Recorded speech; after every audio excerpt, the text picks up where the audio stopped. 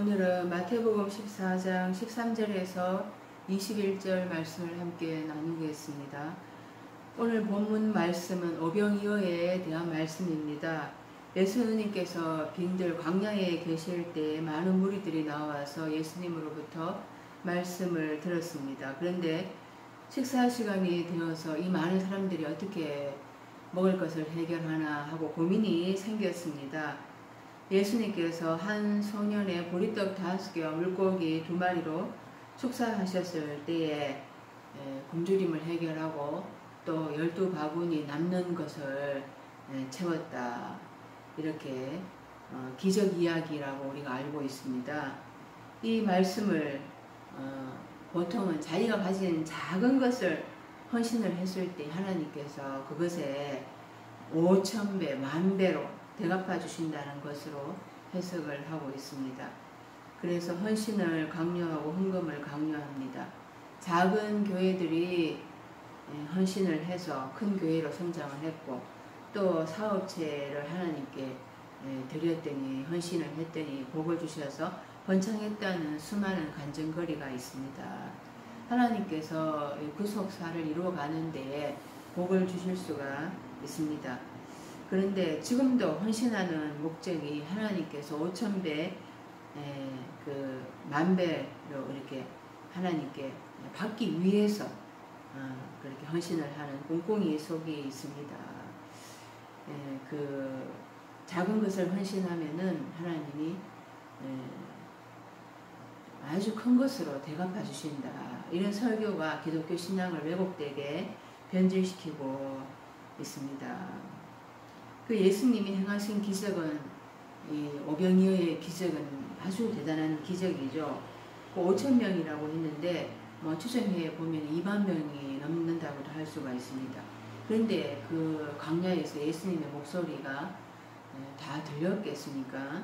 그 2만 명이 모였으면은 헌금이 엄청난데 아주 큰 교회를 세울 수가 있는데 예수님은 그렇게 하지 않으셨습니다. 예수님께서 가신 그 황폐한 곳, 광야, 또 무리들, 또 보리떡 5개, 물고기 2마리, 5,000명이 넘도록 먹었다. 이런 것들이 다 내 안에서 일어나는 영적인 이야기를 하고 있습니다.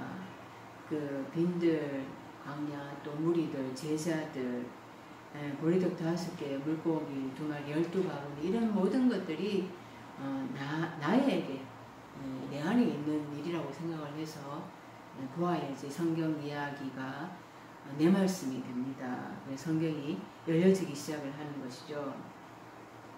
13절 예수께서 들으시고 배를 타고 떠나사 따로 빈들에 가시니 무리가 듣고 여러 고을로부터 걸어서 쫓아간지라.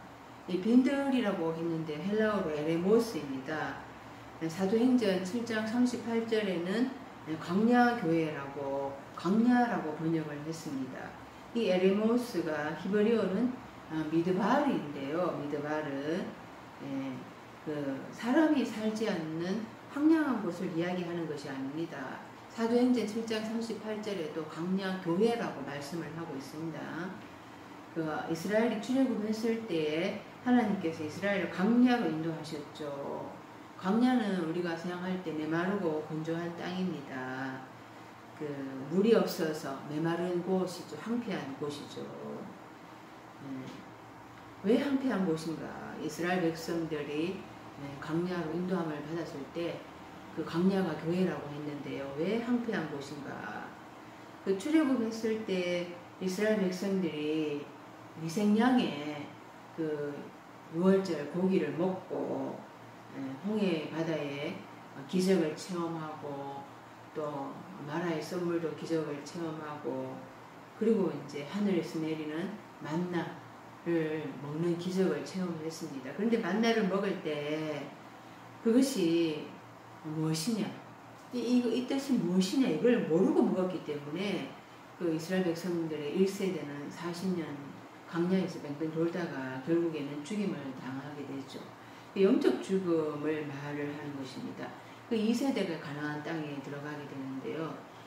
그 오늘 예수님이 그 광야 황폐한 곳에 오셨다는 것은 그런 메마르고 건조한 나의 마음밭에 찾아오셨다는 것입니다. 다섯째 날까지 그 교회에서 말씀을 받아 먹었는데 이것이 무엇이냐 그 뜻을 못 깨닫고 먹었기 때문에 그 영적으로 공고하고 황폐한 것이다 라는 것을 의미하고 있는 것입니다.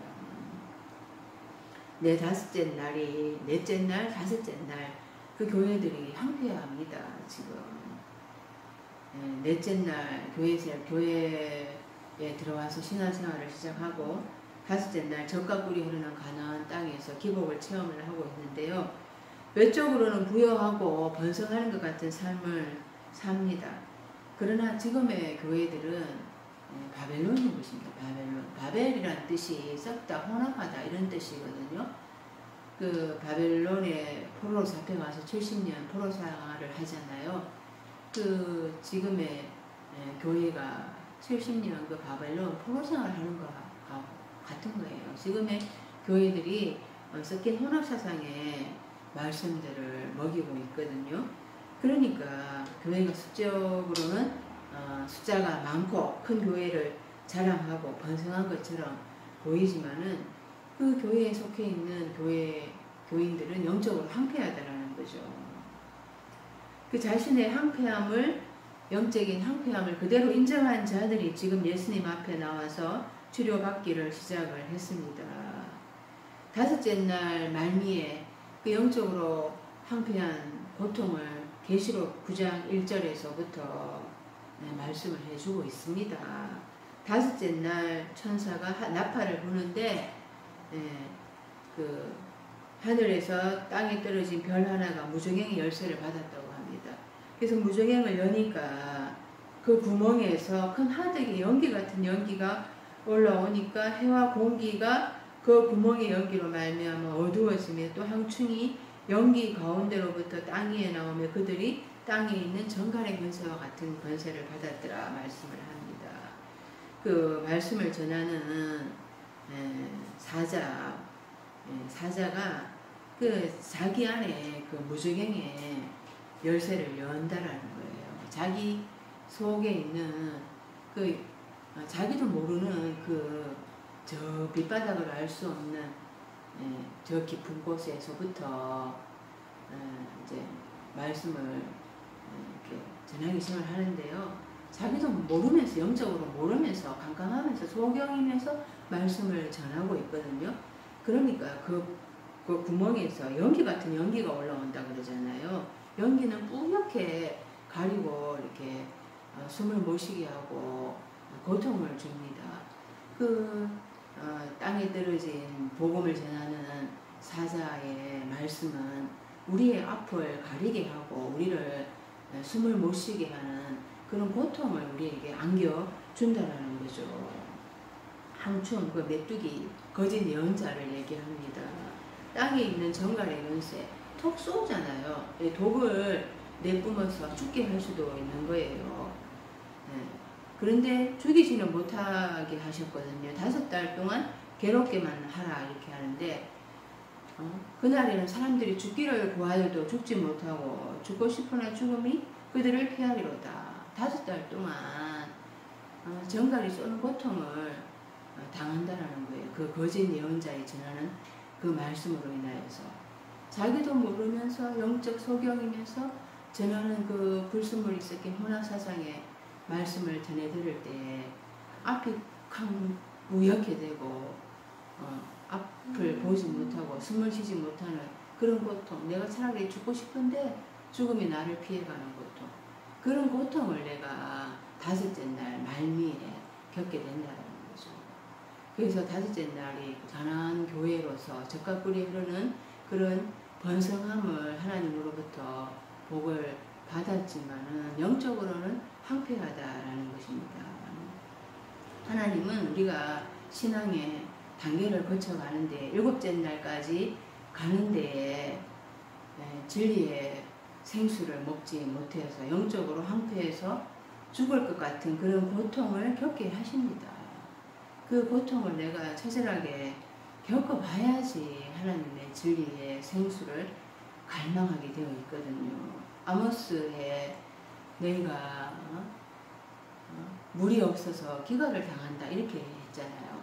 그런데 그 물을 정말 진짜 말씀을 듣기 위한 기갈인 거예요. 홍수 때에 마실 물이 없다 그러잖아요. 지금 말씀에 홍수 시대예요. 그런데 이런 말씀의 홍수 시대에 내가 기갈을 당하고 있어요. 그것은 말씀을 듣기 위한 기갈이죠. 내가 진리의 생수를 먹지 못해서 영적으로 메말라서 갈급해서 목이 타는 그 고통을 내가 겪어봐야지. 정말 목이 마를 대로 말라봐야지. 하나님의 주시는 진짜 진리의 말씀을 내가 소망하게 된다는 것입니다. 그 넷째 날, 다섯째 날 교회는 진리의 말씀이 없어서 황폐한 곳이, 황량한 곳이에요. 세례 요한이 앞서 마태복음 13장에서 그가 14장 앞서에서 14장 1절에서 그 12절까지에서 목배임을 당했잖아요. 세례 요한도 예수님께로 와서 말씀을 듣는 제자가 되어야 되었어요. 그런데 그는 자기가 독자적으로 사역을 합니다. 그가 독자적으로 사역을 하면서 옥에 갇혔잖아요. 헤롯의 그 동생 빌립의 아내 헤로디아를 헤롯이 취했다고 그를 지근을 했다가 목배임을 당하잖아요. 그 옥에 갇혀서 예수님께 왜 나를 건져내 주시지 않습니까? 영적으로 옥에 갇힌 상태인 거예요. 그의 사고가 묶여있는 상태라는 거죠. 다섯째 날이 묶여있는 그런 상태인 것입니다. 그 다섯째 날 성도들의 사고가 세례 요한의 사고인 것이에요. 그렇게 영적으로 황폐해 있다라는 것을 세례 요한의 머리가 목베임 당하는 것으로 상징적으로 표현을 한 것이죠. 그렇게 강야는 물이 없고 메마른 곳입니다. 그런데도 하나님은 이스라엘의 강야 생활 동안 이스라엘을 보호하시고 역사하심을 나타내 보여주셨습니다. 신명기 8장 2절에부터 이 40년 동안에 너로 강야의 길을 걷게 하신 것을 기억하라. 너로 낮추시며 너를 시험하사 네 마음이 어떠한지 그 명령을 지키는지 아니 지키는지 알려 하심이라. 그렇게 강야 길을 걷게 하신 것은 사람이 떡으로만 사는 것이 아니고 여호와의 입에서 나오는 모든 말씀으로 살게 하려 하심을 알게 하려고 했다고 말씀하십니다. 그 40년 동안에 의복이 헤어지지 않았고 발이 부러지지 않았다고 그렇게 보호해 주셨다고 말씀을 하십니다. 그들이 영적으로 죽어 있었지만은 그래도 하나님은 그들을 보호하시면서 그들을 인도해 가셨다는 것입니다. 이런 넷째 날, 다섯째 날의 황폐함을 겪는 동안에 하나님은 그렇게 보호하시면서 인도해 가시는 거죠. 그러면서도 그 넷째 날, 다섯째 날에 그 처절한 황폐함을 겪게 하시는 거예요. 그러면서 진짜 말씀으로 살아나기를 소망하게 하시는 것입니다. 오늘 본문에 오병이어를 일으키는 장소가 디베레아인데요. 마태복음에는 안 나와 있지만은 요한복음에는 나와 있습니다. 요한복음 6장이 오병이어 사건에 대해서 기록을 하고 있거든요. 요한복음 6장 1절에서 2절 말씀을 보면은 그 후에 예수께서 디베랴의 갈릴리 바다 건너편으로 가시매 큰 무리가 속 따르니 이는 병자들에게 행하시는 표적을 보았음이라. 이 디베랴에 속한 갈릴리 바다 건너편으로 가시매. 이 예수님이 지금 가버나움에 계셨잖아요. 가버나움은 이제 11시 방향인 거예요. 그리고 고라시는 12시 방향, 베세다는 1시 방향인데요. 이 가버나움 그 갈릴리 북부지방에서 이제 출발을 해서 디베랴는 8시 방향에 있습니다. 그러니까 서쪽 편에 있다고 할 수가 있어요. 11시 방향에서 8시 방향으로 이동을 하시는 것입니다. 그러니까 배로 제자들과 함께 이동을 해 가십니다. 배로 가면은 이제 직선 방향으로 가기 때문에 거리가 좀 단축이 될 수가 있습니다. 무리들은 걸어서 가게 되는데요. 이렇게 육로로 가게 되면은 시간이 조금 더 걸리게 되죠. 예수님은 제자들과 이렇게 배로 함께 갔습니다. 그런데 우리말 번역에 보면은 예수님께서 배를 타고 떠나서 따로 빈들에 가시니, 따로 이렇게 해서 예수님 혼자 독자적으로 그렇게 광야에 가신 것 같아요. 그러나 제자들과 함께 이제 가셨다라는 것을 우리가 알 수가 있습니다. 그리고 이제 무리들은 도보로 걸어서 이제 가는 것입니다. 이 걸어서라고 했는데요. 헬라어로 페제라는 단어입니다. 페제. 그런데 이제 이것을 히브리어 구약에서 찾아보면요. 출애굽기 12장 37절에 이스라엘 자손이 람셋을 떠나서 숫곳에 이르니 요아에 보행하는 장정이 60만 가량이요. 이 출애굽한 이스라엘 백성들을 이제 넷째 날 교회가 시작이 되는 것입니다. 이 보행하는 장정이 걸어가는 이제 남자 어른들이 60만이다 이렇게 얘기를 하고 있는데 60만이라는 것이 이제 60 부한 것이 표백되고 진멸되어야 한다라는 것을 나타내고 있습니다. 숫자라는 것은 수를 보면 안 되고 그 의미를 봐야 하는 것이지요. 이들이 이제 광야에서 만나를 먹으면서 이것이 무엇이냐 그 뜻을 모르고 먹었잖아요. 이들은 그래서 가나안 원주민을 하나님께서 쫓아내라 하셨는데 그들을 물리칠 수 있는 말씀이 없었어요. 전쟁은 여호와께 속한 것이고 칼이나 창으로 하는 게 아니잖아요. 전쟁은 하나님의 말씀으로 하는 거예요. 그런데 말씀을 깨닫지 못하고 먹으니까 가나안 원주민들 앞에서 자기들은 메뚜기와 같다. 이스라엘 자기들은 메뚜기와 같다. 가나안 족속은 거인이다. 그래서 우리는 그들의 밥이다. 하나님께서 그들이 말한 대로 하나님의 귀에 들린 대로 그렇게 행하셨죠. 그리고 그들은 40년 동안 뺑뺑 돌다가 이제 죽고 마는데 이 세대가 이제 전쟁을 치루어서 다섯째 날 교회를 이제 다섯째 날 교회가 이제 시작이 되는데요. 그 젖과 꿀이 흐르는 가나안 땅에 들어가게 되는 거죠. 그 보행하는 장정이 60만이다. 60. 그 부한 것이 이제 표백되고 증멸되어야 한다라는 것을 말씀을 드렸습니다. 첫 번째 지금 이제 출애굽을 이제 시작을 하는 거잖아요. 세상에서 이제 출애굽을 출세상을 한 거예요. 출세상. 그리고 교회로 들어왔죠. 세상에서의 그들의 부한 것이 이제 표백되고 진멸되어야 하는 거예요. 세상에 그들의 정욕, 그들의 안목의 정욕, 육신의 정욕, 그 욕망의 찌꺼기 이런 것들을 이제 그런 것들이 다 표백되고 이제 그 말씀으로 불태워져야 한다라는 거죠. 그것이 이제 전쟁을 치러야 한다 치러야지 가능하다라는 것을 이제 하나님은 가나안 전쟁을 해야 하는 것으로 그렇게 비유로 나타내 보여주셨습니다. 이제 또 다시 이스라엘 백성들 다섯째 날에서 여섯째 날로 넘어와야 되거든요. 다섯째 날에서 여섯째 날로 이제 넘어오는 요 시기에 또 하나의 강을 건너야 하는 거예요. 그것도 하나의 또 영적 전쟁이죠. 그러니까 부한 것이 표백되고 또 진멸되는 전쟁을 치러야 하는 것입니다. 그래서 예수님과 이제 이들이 그 부한 것이 표백되고 진멸되는 전쟁을 예수님과 동행함으로 치르겠다 하는 그런 것을 암시를 하고 있습니다.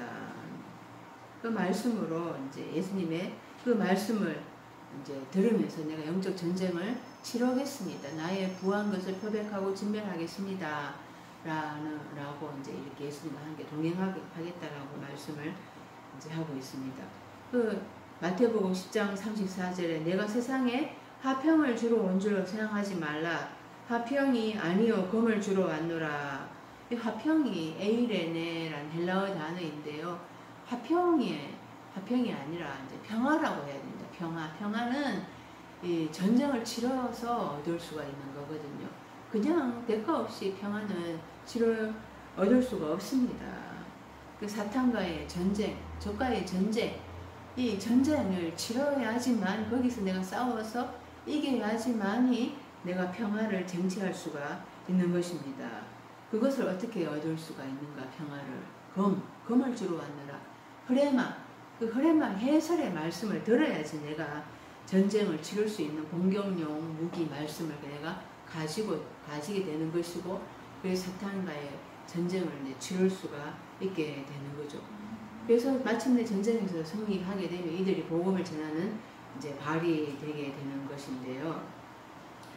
그래서 그 무리들은 광야에 보행하는 장정 60만을 이제 또 비유가 될 수가 있습니다. 이들이 이제 성으로부터 이제 여러 고을로부터 나와서 이렇게 예수님을 따랐다고 이제 하는데요. 그 고을이 이제 고을이 성이라고 할 수가 있습니다. 성. 그러니까 싸우는 성인 거예요, 성. 그래서 성경에서 집, 또 성, 마을, 지금 이 고을로 표현된 헤얼라우가 폴리스이거든요. 그러니까 성 폴리스가 이제 성으로도 번역되기도 하고, 또 마을로, 또 고을로, 촌락 이렇게도 막 번역이 되죠. 그래서 이제 성이나 고을, 촌락, 집, 이 땅 이런 것 전부 다 내 마음밭을 얘기하는 것입니다. 근데 이 내 마음밭이 일곱째 날이 되기까지는 전쟁하고 있는 장소인 거예요. 두 개의 주인이 나를 다스리고 있죠. 계속해서 내가 전쟁을 하고 있는데, 지금 넷째 날, 다섯째 날은 황폐한 곳이에요. 진짜 말씀이 없어가지고 전쟁을 치를 수가 없습니다. 그래서 황량한 곳인 거예요. 그냥 사탄의 지배를 받고 있다라는 거죠. 이사야서 6장 11절에 그 이사야 예언자를 통해서 그 남유다가 하나님께 그 우상 숭배의 범죄를 인하여서 그 성읍들은 황폐하여 주민이 없게 되고, 가옥들에는 사람이 없게 되고, 토지는 황폐하게 될 것이다. 그렇게 예언을 전하게 되거든요. 또 에스겔 선지자도 주민이 없는 성읍과 같이 황폐한 성읍이 되게 할 거다. 그러니까 그 다섯째 날까지는 사탄의 지배를 받게 되기 때문에 그 말씀이 씨가 없는 말씀들이거든요. 예수님의 호레마의 말씀은 예수님이 여섯째 날 예언자로 오시면서부터 이제 그때부터 들려주기 시작을 하는 거예요. 씨가 있는 말씀. 그때부터 내 안에 이제 씨가 있는 말씀이 내 안에 심겨지기 시작을 하는 거죠. 그래서 다섯째 날까지는 집이 황폐할 수밖에 없습니다. 성읍이, 마을이, 고을이 황폐할 수밖에 없어요. 그런 집, 마을, 성 이런 황폐한 상태를 지금 광야에 예수님이 오셨다. 그리고 또 무리들도 광야에 나왔다. 이렇게 비유를 들고 있는 거죠. 14절에 예수께서 나오사 큰 무리를 보시고 불쌍히 여기사 그 중에 있는 병인을 고쳐주시니라. 불쌍히 여기다 할 때 헬라어가 스플랑크니조마이라는 단어입니다. 마태복음 9장 36절에도 예수님께서 무리를 보시고 불쌍히 여기시니 이는 그들이 목자 없는 양과 같이 고생하며 기진합니다. 이렇게 말씀을 하고 있습니다. 목자 없는 양과 같이, 목자가 있어요. 이들은 바리새인들, 서기관, 사두개인들 목자가 있죠. 그런데 목자 없는 양과 같이 되어버렸다. 그런데 오히려 목자 없는 양보다도 더 못합니다. 이들이. 왜냐하면 그 내팽개쳐져 가지고 목자들로부터 오히려 괴롭힘을 받고 있는 상태인 거예요.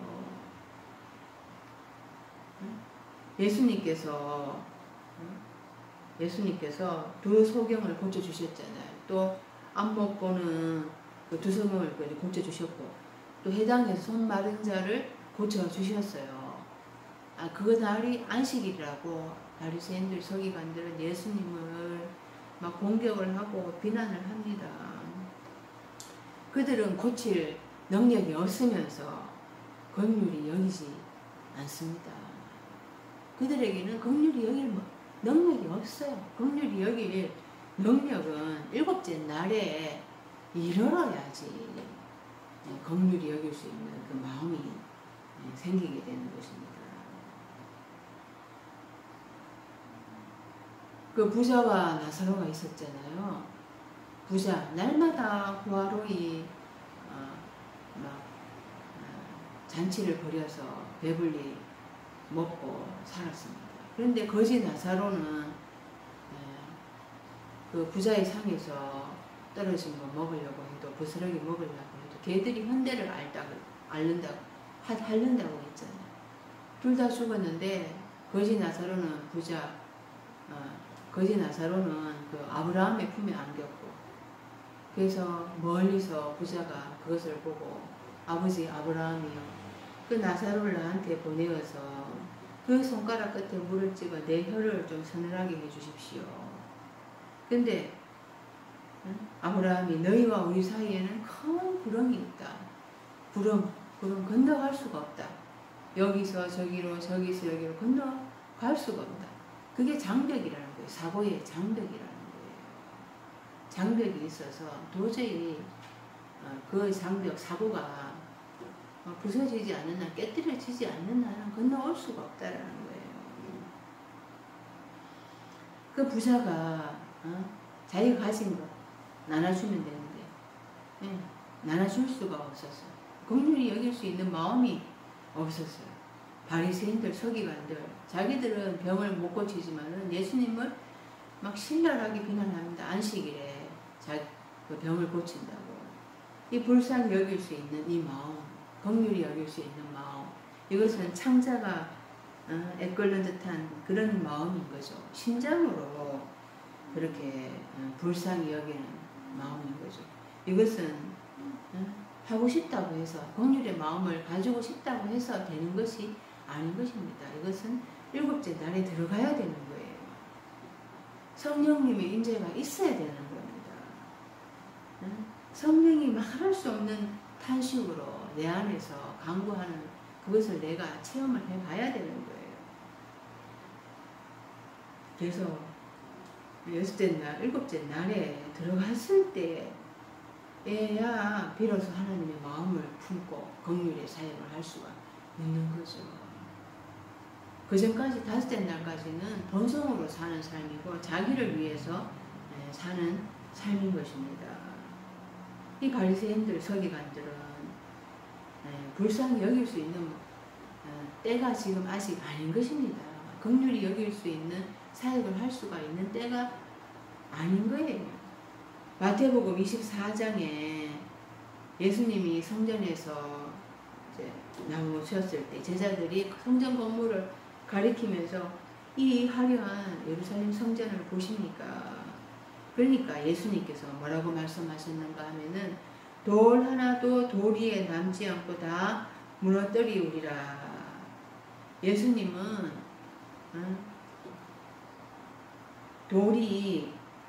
돌에 접해서 결단코 노임받지 못한다면 돌은 결단코 붕괴되지 않을 것이다. 이렇게 말씀을 하셨어요. 그런데 번역을 잘못한 거죠. 돌 하나도 남지 않고 성전 건물이 다 무너뜨려질 것이다. 이것을 AD 70년에 이제 예루살렘 성전 파괴를 예언한 거다. 이렇게 이제 해석을 하는데요. 번역이 잘못되었습니다. 돌이 돌에 접해서 결단코 노임받지 못한다면 돌은 결단코 붕괴되지 않을 것이다. 이 돌이 뭐냐? 성전 그 건물 돌로 돌로 다 이렇게 연결해서 지었다 그러면요. 이 돌이 성도를 얘기하는 거거든요. 그러니까 이 교회라는 것이 성도들, 지체들의 연결돼가지고 한 몸으로 연결되어 있잖아요.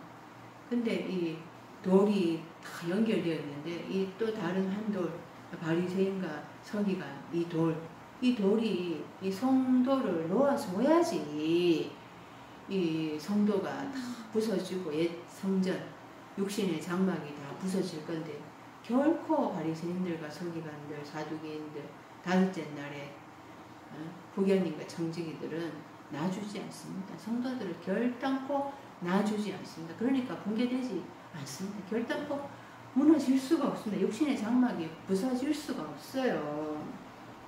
이들은 천국문을 사람들 앞에서 닫고 자기도 들어가지 않고 들어가려 하는 자도 들어가지 못하게 합니다. 교인 하나를 얻기 위해서 바다와 육지를 두루 다니다가 생기면은 배나 더 지옥 자식이 되게 합니다. 15절 저녁이 되매 제자들이 나와 가로되 이곳은 빈들이요 때도 이미 저물었으니 무리를 보내어 마을에 들어가 먹을 것을 사 먹게 하소서. 저녁이 되매 저물게 되니 헬라어 단어가 옵시오스라는 단어인데요. 이들이 이제 다섯째 날에서 여섯째 날로 건너가는 교차점에 서 있는 것입니다. 다섯째 날 영적으로 캄캄한데 이제 여섯째 날로 넘어가는 그 교차점에 있는 거예요. 마가복음 4장 예수님께서 씨 뿌리는 비유를 말씀하신 후에 제자들에게 그날 저물 때 제자들에게 이르시되 우리가 저편으로 건너가자 하시니, 그러니까 신앙인들은 강을 건너가고 또 건너가야 되는 거예요. 건너가지 않으면 고이게 되고 썩게 되는 것입니다. 이곳이 황폐한 곳이라고 했잖아요. 빈들 광야, 이 디베리아에 속한 갈릴리 바다 건너편인데요. 디베리아는 갈릴리 바다 서부 해안에 위치한 도시입니다. 이 도시는 헤롯 안티파스 분봉왕 헤롯이 건설을 해서 수도로 삼았어요. 그래서 또 로마 황제 그 당시에 로마 황제 디베리오의 이름을 따라서 디베레아라고 명령을 했습니다. 이 디베리아가 화려한 도시잖아요. 수도가 될 만큼 화려한 도시, 로마 황제의 이름을 따라서 지었을 만큼 그렇게 화려한 도시인 것입니다. 그런데 디베리아에 속한 갈릴리 바다 건너편 거기를 황량한 강야라고 말씀을 하고 있습니다. 그러니까 상소적인 곳으로 생각을 하면 안 되는 거예요. 세례 요한을 헤롯이 죽여간 곳입니다. 내 마음 안에 영적 상태를 나타낸다고 말씀을 드렸습니다. 그 예수님은 이 상황을 이제 연출을 하신 것이죠.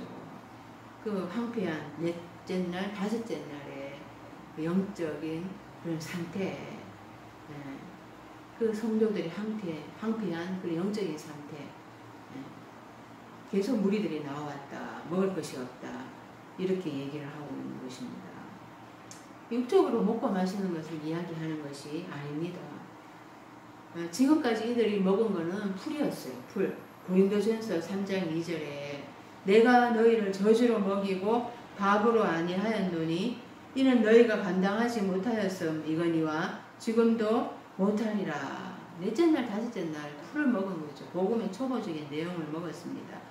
그 부드러운 것들을 이제 먹은 거예요. 영적으로 어린아이들한테 처음부터 단단한 씨가 있는 그 단단한 식물을 주면은 그걸 먹으면 죽거든요. 그러니까 먹을 수가 없으니까 먹을 수 있는 부드러운 걸 준 거죠. 이들이 또 광야에 나왔을 때 그래서 하나님은 하늘에서 양식을 비같이 내려서 만나를 주셨는데요. 그것을 고린도전서 10장에서 이렇게 해설을 해 주십니다. 고린도전서 10장 3절에서 5절에 모두가 같은 신령한 음식을 먹으며 모두가 같은 신령한 음료를 뒤따르는 신령한 반석으로부터 마셨으니 그 반석은 곧 그리스도시라. 그러나 그들의 다수를 하나님이 기뻐하지 아니하셨으므로 그들이 광야에서 멸망을 받았느니라. 이 복음의 초보, 적인 수준에 있는 그들에게 이제 예수님은 그 말씀을 이제 해설해 주기 위해서, 뜻을 해설해 주시기 위해서 오신 것입니다. 그들은 씨가 없는 그냥 부드러운 부드러운 것을 먹었는데 넷째 날, 다섯째 날에는요, 이제 씨가 있는 단단한 식물을 먹어야 하는 교차점에 있는 것입니다. 음식을 사 먹게 하라 이렇게 이제 이야기를 하는데, 그 음식이 진짜 먹어야 할 음식이 뭐냐?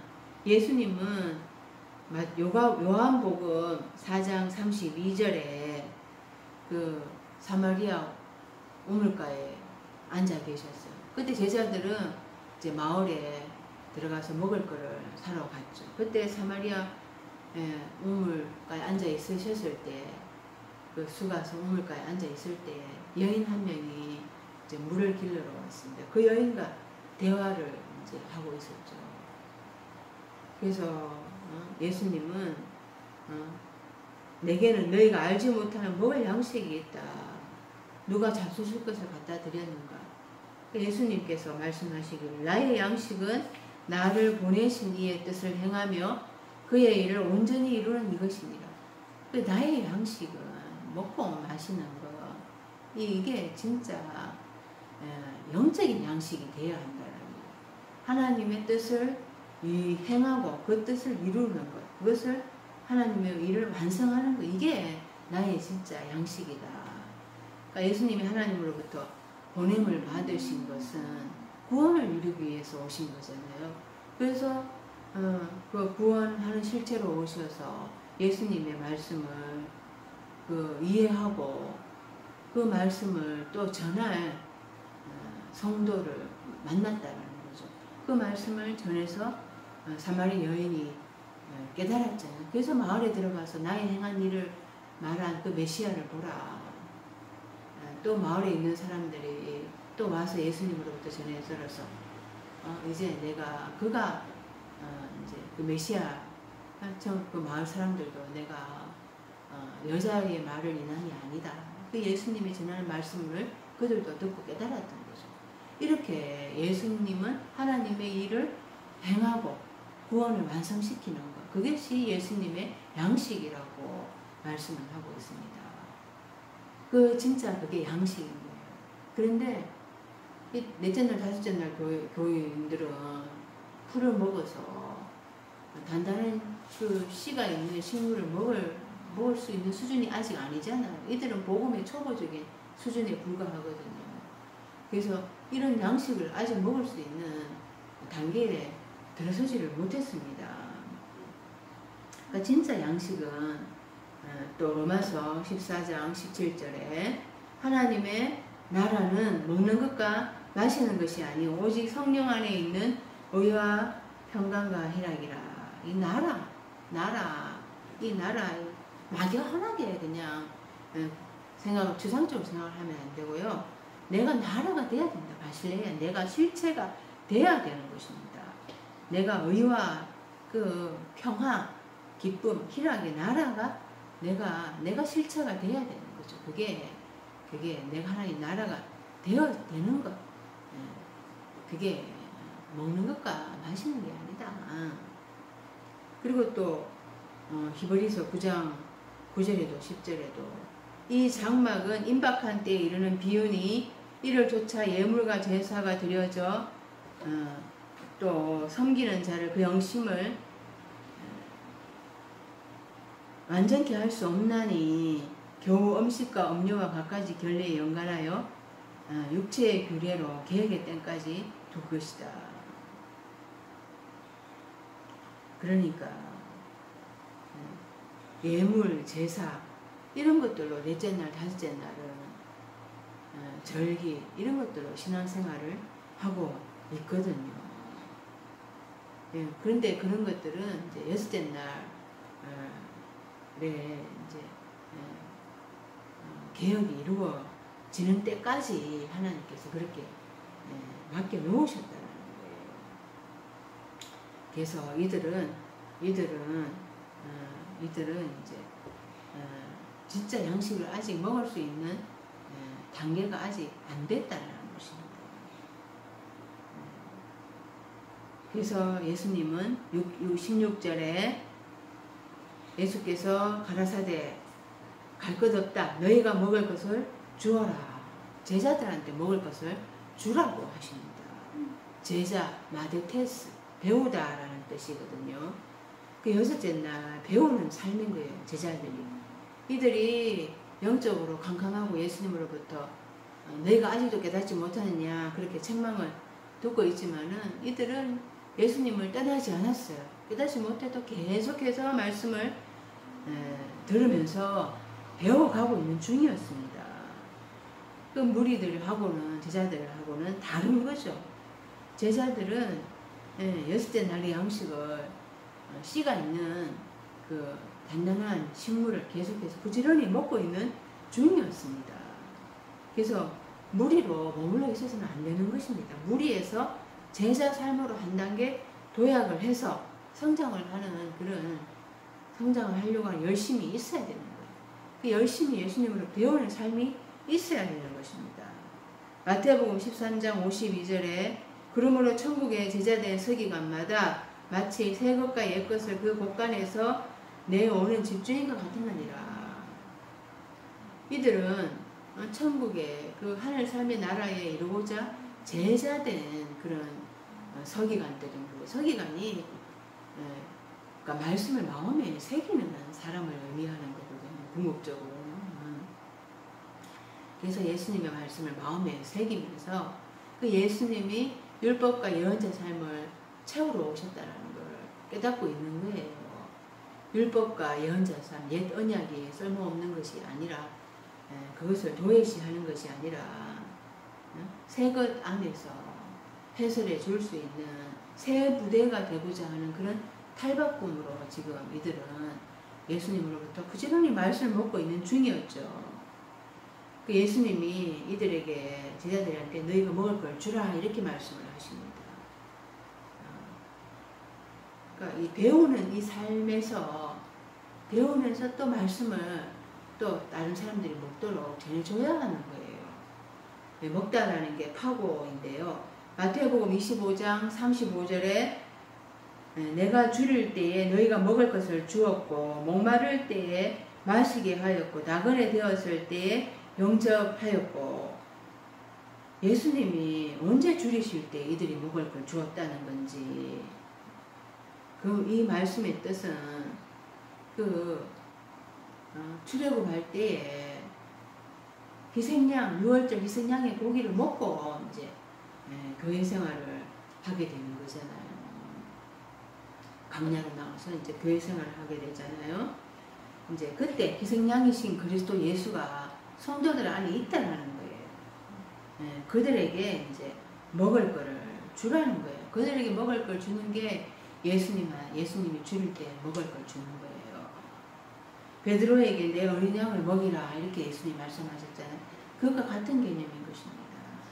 그래서 그 다섯째 날 성도들 줄여 있는 상태, 그 황폐한 상태, 영적으로 황폐한 상태에 있는 그들에게 이제 먹을 걸 너희가 주라 이 말씀인 것입니다. 그러니까 제자들이 17절에 제자들이 가로되 우리에게 있는 것은 떡 5개와 물고기 2마리 뿐이니이다. 가진 게 떡 5개, 물고기 2마리이래요. 제자들은 자신들이 그동안 받아 먹었던 게 문자적으로 표면적으로만 성경 말씀을 받아 먹었습니다. 이렇게 고백을 하고 있습니다. 그때 것으로만 성경을 읽었다라는 것입니다. 그것이 자신들의 눈을 어둡게 했다라는 것을 인정을 하고 있습니다. 그것을 부인하지 않습니다. 내가 무엇을 먹었는가? 지금도 내가 무엇을 먹고 있는가? 그게 오늘의 나를 만드는 거죠. 먹고 있는 게 결국에 나오게 되어 있거든요. 영적으로 어떤 생각을 먹고 있는가? 영적으로 어떤 사상을 내가 받아들이고 있는가? 그것이 내 안에 들어오면 그것이 결국엔 내 안에서 나갈 수밖에 없어요. 오늘 먹는 게 바로 나인 거죠. 먹는 것이 바로 나의 존재를 만듭니다. 나를 망칠 수도 있고 나를 살릴 수도 있는 것입니다. 그런데 이들은 떡 5개 또 물고기 2마리 이걸 가지고 있다고 그랬잖아요. 먼저 떡을 보겠습니다. 떡을 이스라엘이 광야에서 만나를 먹었는 것을 예수님이 요한복음 6장에서 해설을 해 주셨어요. 요한복음 6장 31절에 보면은 기록된 바 하늘에서 그들에게 떡을 주어 먹게 하였다 함과 같이 우리 조상들은 광야에서 만나를 먹었나이다. 떡을 먹었는데 이제 광야를 먹었는데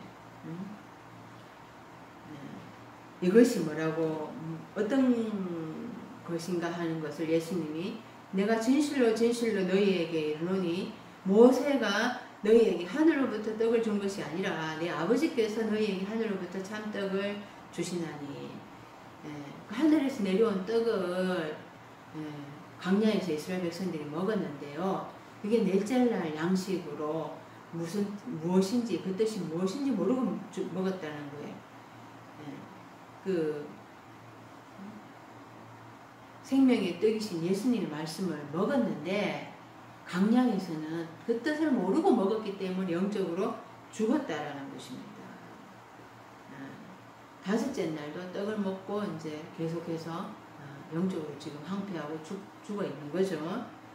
근데 예수님이 이제 말씀하시기를 나는 생명의 떡이니 요한복음 6장 35절에 나는 생명의 떡이니 내게 오는 자는 결코 줄이지 아니할 터이요 나를 믿는 자는 영원히 목마르지 아니하리라. 그 예수님이 6째 날 생명의 떡으로 오셔서 주시는 것도 먹으면은 죽는다라고 말씀을 하고 있습니다. 그러니까 이게 창세기 40장에서 떡 굽는 가는 장, 또 술 가는 장 이렇게 그 비유로 해석을 해 주었습니다. 요셉이 창세기 40장 19절에 지금부터 사흘 안에 바로가 당신의 머리를 들고 당신을 나무에 달리니 새들이 당신의 고기를 뜯어 먹으리이다. 떡 가는 장은 죽고 술 가는 장은 살잖아요. 그 넷째 날, 5째 날 그 먹은 거는 넷째 날은 그 뜻을 모르고 먹고 5째 날은 그 뜻을 모르고 먹으면서 계속해서 자신을 살찌우면서 자신을 강하게 하는 그런 말씀으로 또 먹는 거예요. 그래서 5째 날 기복으로 계속 먹으면서 영적으로 죽어 있는 거죠. 그런데 물고기 2마리라고 그랬잖아요. 둘이라는 이 숫자는 탈바꿈하다 이런 뜻인 것입니다. 탈바꿈하는 지금 물고기라는 거예요. 물고기는 5째 날까지 바다에서 살고 있는 그런 고기잖아요. 짐승이죠. 결국에는 고기. 그래서 지금 이들이 이제 탈바꿈하려고 하는 상태라는 것입니다. 이 제자들이 탈바꿈하는 상태라는 그 상태인 거예요. 그들에게 지금 예수님께서 말씀을 이제 나눠주라 이렇게 말씀을 하고 있는 거예요. 18절에 이걸 이랬을 때 그것을 내게로 가져오라 하시고 19절에 무리를 명하여 잔디 위에 앉히시고 떡 5개와 물고기 2마리를 가지사 하늘을 우러러 축사하시고 떡을 떼어 제자들에게 주심에 제자들이 무리에게 주니 그러니까 하늘을 우러러 했는데요. 하늘에 이루고자 단수 하늘에 이루고자 이제 영적 전쟁을 치러서 그 단수 하늘에 이루고자 그리고 우러러라는 단어가 아나블레포입니다. 아나블레포 위를 쳐다보다 위의 것으로 보다 위의 것으로 하늘의 영적인 것으로 보다 이 말인 거죠. 사도행전 9장 18절에 즉시 사울의 눈에서 비늘 같은 것이 벗어져 다시 보게 된지라. 그러니까 사울에서 바울로 이제 변화되잖아요. 사울일 때는 문자적인 것으로 보았기 때문에 예수 믿는 자들을 박해하고 핍박을 했습니다. 그런데 다메섹에서 예수님을 만나고 네가 왜 나를 핍박하느냐. 눈이 감겨졌다가 이제 그 영적인 그 비늘 닫혀있던 것들이 다 벗겨져서 위의 것으로 이제 말씀을 깨닫기 시작했다라는 것입니다. 그리고 예수님이 이제 축사했다고 하는데요. 율로게오라는 단어입니다. 유라는 좋게 잘이라는 이제 단어와 로고스 말씀이라는 단어가 합쳐져서 율로게오 좋은 말씀을 하다 이 말인 것입니다. 그래서 바라크 헤브리어 바라크와 같은 단어인데 하나님에 대해서 이제 찬양하고 기도하고 하나님의 그 말씀 무릎 꿇고 이런 바라크와 같은 단어인데요. 그러니까 저 말씀을 이제 전했다 이 단어죠. 그래서 이들을 이제 또 풀에 잔디 위에 앉혔다. 이제 풀 위에 앉혔다고 하는데요. 베드로전서 1장 24절에 그러므로 모든 육체는 풀과 같고 그 모든 영광은 풀의 꽃과 같으니 풀은 마르고 꽃은 떨어지되 그 육신적인 것은 육신적인 것은 사르커스를 쓰고 있습니다. 풀과 같다. 이것은 다 마르고 풀은 또 꽃은 떨어진다. 풀과 같이 다섯째 날 육신적인 삶은 다 그냥 말라지고 황폐해진다. 이런 뜻인 것입니다. 오늘 그 황폐한 삶이 다 여기에서 이제 고침을 받기 시작을 하는 건데요. 여기에 이제 그 예수님이 이제 떡을 떼어서 이제 제자들한테 주시는데 그 제자들이 또 무리한테 나눠주는 거죠. 이 떡이 요한복음 47장에서 51절에서 이렇게 말씀을 하고 있습니다. 내가 곧 생명의 떡이다. 나는 하늘에서 내려온 살아있는 떡이니 사람이 이 떡을 먹으면 영생하리라. 내가 줄 떡은 곧 세상의 생명을 위한 내 살이니라. 그러니까 이 살이 사르크스이거든요. 사르크스. 그러니까 넷째 날, 다섯째 날은 이제 해석이 안 되니까 못 깨달으니까 먹고 다 죽는다고 했잖아요. 여섯째 날 말씀도 여섯째 날 예수님이 주시는 그 떡도 먹으면 죽게 되어 있습니다. 여섯째 날 말씀도 살이기 때문에 살이기 때문에 살의 떡을 준 거예요.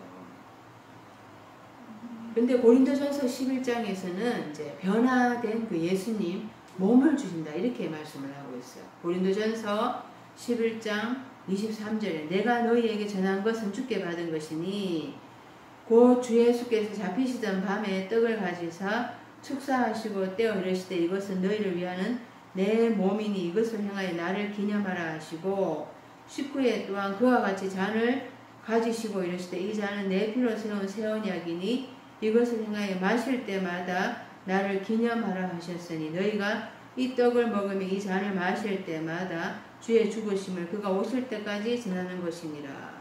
이때 이제 내 몸이다 이렇게 했을 때 이것은 이제 소마거든요. 소마라는 헬라어 단어를 쓰고 있는데 이걸 변화된 몸을 이야기하는 것입니다. 그리고 이제 또 이 잔은 내 피로 세우는 새 언약이다. 새 언약 카이노스 새가 카이노스거든요. 카이노스가 이제 변하지 않는 영적으로 새로운 것. 이 세상에 있는 것들은 다 썩고 소멸하는 것들이잖아요. 근데 이때 새 언약 할 때는 새가 카이노스로 영적으로 새로워지는 것. 그걸 얘기하는 거죠. 이거를 받아서 이제 먹어야 되는 거예요. 이걸 받아 먹어야지 내가 이제 새로워지게 되고 새로워지게 되는 거죠. 그러니까 넷째 날, 다섯째 날은 이제 이해가 안 되는 말씀들을 그냥 문자적으로 받아 먹기 때문에 해석이 안 되기 때문에 이제 영적으로 죽어 있는 삶인 것입니다. 지금 무리들이 한테 제자들이 떡 5개와 물고기 2마리를 이제 나눠주는데 아직 제자들의 상태는 이제 탈바꿈 하려고 하는 이 상태이거든요. 탈바꿈 하려고 하는 이 상태. 그래서 이제 그 제자들이 자신들이 이제 조금씩 깨달았는 것 이런 것들을 무리들한테 나눠주는데 이 무리들은 제자들이 6째 날의 말씀으로 이제 나눠주지만은 무리들은 5째 날 말씀으로 밖에 못 받아 먹어요. 그들은 아직까지는 무리에 속해 있는 삶인 거잖아요. 영적으로 깨닫지 못합니다. 그래야만 말씀을 깨닫지 못하는 상태인 것입니다. 그래서 자기들이 5째 날에 그 식으로 그냥 또 이해를 하는 거죠. 그러니까 그 예수님을 임금사무리 했다 그러잖아요. 그래서 이해가 안 되는 자들한테는 아직까지는 그 사르크스 이걸로 나눠주시는 거죠. 이들은 결국에는 이걸 먹고 이제 이들도 제사가 되고 또 나중에 십자가에서 못 박혀 자기들이 못 박히는 그 삶이 있을 때 영적으로 깨닫는 그 단계에 접어 들어가게 되는 겁니다. 근데 중요한 거는 이제 이 제자들이 이제 탈바꿈하는 상태라 그랬잖아요. 그랬을 때 이제 이들이 이제 삶이 풍성하게 되고 이들이 이제 더 깊은 단계로 그렇게 들어가는 상태가 되게 된다는 것입니다. 20절에 다 배불리 먹고 남은 조각을 12바구니에 차게 거두었으며 배불리 먹다라는 헬라어 단어가 코르타조인데요. 시편에 그가 사모하는 영혼에게 만족을 주시며 줄인 영혼에게 좋은 것으로 채워주심이로다. 그러니까 무리들이 먹고 배부르게 되었습니다. 그런데 그들은 아직도 5째 날 그 양식으로 먹고 만족감을 느끼게 된 거죠.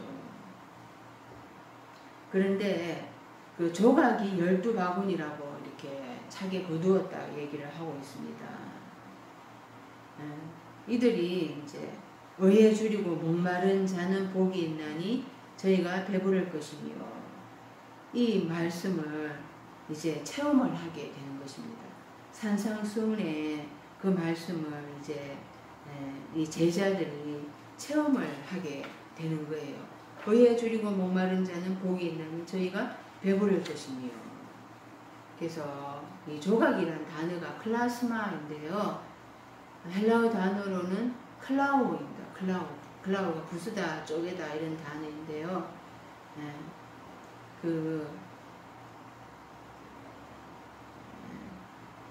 그래서 예수님이 이제 그 성찬을 하실 때 떡을 떼어서 주다. 이게 이제 자신의 몸을 이제 부수어서 주다. 이게 자신의 몸을 죽음을 주셨다. 이 말씀인 것입니다. 고린도전서 10장 6절에 우리가 축복하는 바 축복의 자는 그리스도의 피에 참여함이 아니며 우리가 떼는 떡은 그리스도의 몸에 참여함이 아니냐. 자신의 그 죽음에 이 제자들이 예수님의 그 죽음에 이 제자들이 자신들도 함께 동참을 하게 되었다라는 거예요. 그 예수님의 말씀을 그 떼어서 먹는다. 그러니까 부스러기를 먹는다. 부서진 거, 그거를 이제 부스러기를 먹으면서 그 죽음을 이제 먹고 자기들도 부서지는 거예요. 자기들도 제자들도 부서지는 삶이 되는 것입니다. 그들이 12바구니라고 하는 거예요. 그들이 12바구니. 12이라는 게 부한 것이 탈바꿈되다 이런 뜻이라고 이제 말씀을 드렸는데요. 이제 예수님의 그 몸을 이제 부서진 그 죽음의 삶의 제자들도 동참을 하면서 자신들도 깨어지고 부서져서 그 자기들 이제 이들도 조각 부서진 삶이 된 거죠. 그래서 탈바꿈 된 것을 가득 거두니까 가득해서 12바구니가 되다 이 말씀인 것입니다. 그 5째 날에 이제 부한 삶이 제자들이 이제 깨어지기 시작을 한 것입니다. 그 제자들이 바리새인들과 서기관들 누리기 들어간 그 말씀, 발효된 거, 그런 부풀게 된 거, 혼합사상이 섞여 있는 그런 것들을 이제 먹었었잖아요. 근데 예수님의 이제 말씀으로 계속 먹으면서 탈바꿈이 일어나게 되고, 이들도 이제 예수님의 죽음에 이제 죽음에 동참하면서 자신들도 깨어지기 시작을 하는 거죠. 그래서 내가 가진 거 아주 이렇게 떡 5개 물고기 2마리 이거를 이제 나도 그 예수님의 죽음에 이제 동참하면서 나도 탈바꿈 하려고 하면서 그 말씀을 부지런히 나눠주면은 이제 그렇게 더 풍성한 영적인 단계에 들어가게 된다라는 것입니다. 21절에 먹은 사람은 여자와 아이 외에 5,000명이나 되었더라. 이제 장정 5천이라는 단어가요. 이제 5이라는 단어가 5, 그게 용감하다, 강하다, 살찌다 이런 뜻이고, 천은 이제 본성이라는 뜻이거든요. 강한 본성, 그게 이제 깨어지기 시작을 했다라는 것입니다. 제자들 속에 있는 그런 강한 본성의 삶이 이제 부수어지기 시작을 했다라는 것입니다.